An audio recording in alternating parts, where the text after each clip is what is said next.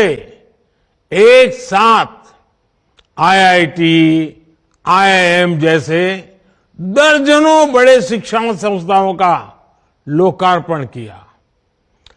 कल ही मैंने राजकोट से एक साथ 5 एम्स और अनेक मेडिकल संस्थानों का लोकार्पण किया।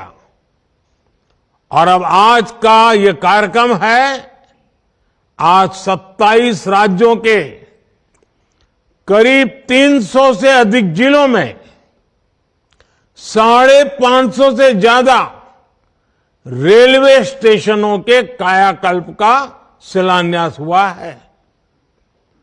आज यूपी के जिस गोमती नगर रेलवे स्टेशन का लोकार्पण हुआ है, वो वाकई कमाल का दिखता है।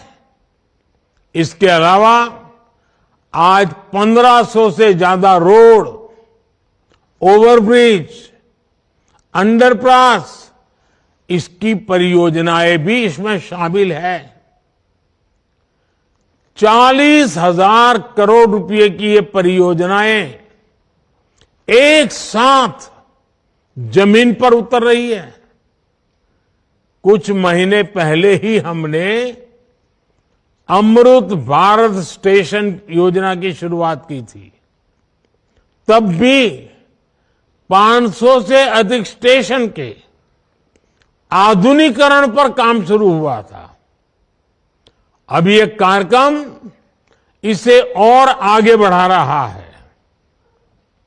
ये दिखाता है कि भारत की प्रगति की रेल किस गति से आगे बढ़ रही है।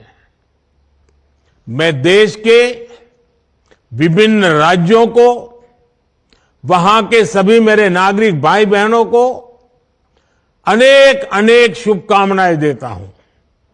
साथियों, मैं आज विशेष रूप से अपने युवा साथियों को बहुत बधाई देना चाहता हूं। मोदी जब विकसित भारत की बात करता है तो इसके सूत्रधार और सबसे बड़े लाभार्थी देश के युवा ही है। आज की इन परियोजनाओं से देश के लाखों नौजवानों को रोजगार और स्वरोजगार के नए अवसर मिलेंगे। आज रेलवे का जो एक कायाकल्प हो रहा है, ये उन साथियों को भी लाभ देगा जो स्कूल कॉलेज में पढ़ाई कर रहे हैं। ये कायाकल्प उनके भी बहुत काम आएगा जो 30-35 वर्षों से कम आयु के हैं। विकसित भारत युवाओं के सपनों का भारत है। इसलिए विकसित भारत कैसा होगा, ये तय करने का सबसे अधिक हक वो भी उन्हीं को है। मुझे संतोष है कि देश भर के हजारों विद्यार्थियों ने अलग अलग स्पर्धाओं के माध्यम से विकसित भारत के रेलवे का सपना सामने रखा। इनमें से अनेक युवा साथियों को पुरस्कार भी मिले हैं। मैं सभी को बहुत शुभकामनाएं देता हूं। मैं देश के हर जवान को, हर नौजवान को बताना चाहता हूं कि आपका सपना ही मोदी का संकल्प है। आपका सपना, आपकी मेहनत और मोदी का संकल्प, यह विकसित भारत की गारंटी है। साथियों, मुझे खुशी है कि ये जो अमृत भारत स्टेशन है, विरासत और विकास दोनों के प्रतीक होंगे। जैसे ओडिशा के बालेश्वर रेलवे स्टेशन को भगवान जगन्नाथ मंदिर की थीम पर डिजाइन किया गया है, सिक्किम के रंगपो रेलवे स्टेशन पर आप लोगों को स्थानीय वास्तुकला का प्रभाव दिखेगा। राजस्थान का सांगनेर रेलवे स्टेशन 16वीं शताब्दी की हैंड ब्लॉक प्रिंटिंग को दर्शाता है।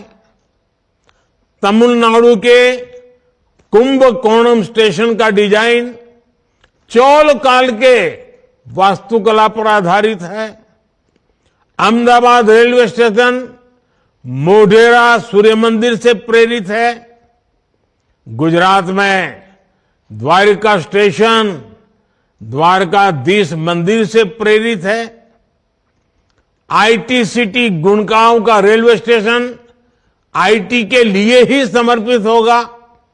यानी अमृत भारत स्टेशन उस शहर की विशेषता से दुनिया को परिचित कराएगा।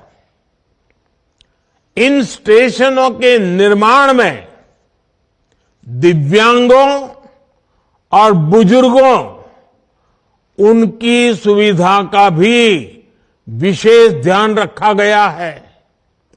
साथियों, बीते 10 वर्षों में हम सभी ने एक नया भारत बनते देखा है और रेलवे में तो परिवर्तन साक्षात हम अपनी आंखों के सामने देख रहे हैं। जिन सुविधाओं की हमारे देश के लोग कल्पना किया करते थे, लोगों को लगता था कि काश भारत में ये होता तो, लेकिन आप देखिए, जो कभी आप कल्पना में सोचते थे, आज हम आंखों के सामने होता हुआ देख रहे हैं। एक दशक पहले तक वंदे भारत जैसी आधुनिक सेमी हाई स्पीड ट्रेन के बारे में कभी सोचा था, सुना था? किसी सरकार ने कभी बोला भी था? एक दशक पहले तक अमृत भारत जैसी आधुनिक ट्रेन की कल्पना बहुत मुश्किल थी। एक दशक पहले तक नमो भारत जैसी शानदार रेल सेवा के बारे में किसी ने कभी सोचा नहीं था। एक दशक पहले तक विश्वास ही नहीं हो पाता था कि भारतीय रेल का इतनी तेजी से बिजलीकरण होगा। एक दशक पहले तक ट्रेन में स्वच्छता, स्टेशन पर सफाई, ये तो बहुत बड़ी बात मानी जाती थी। आज ये सब रोजमर्रा की जिंदगी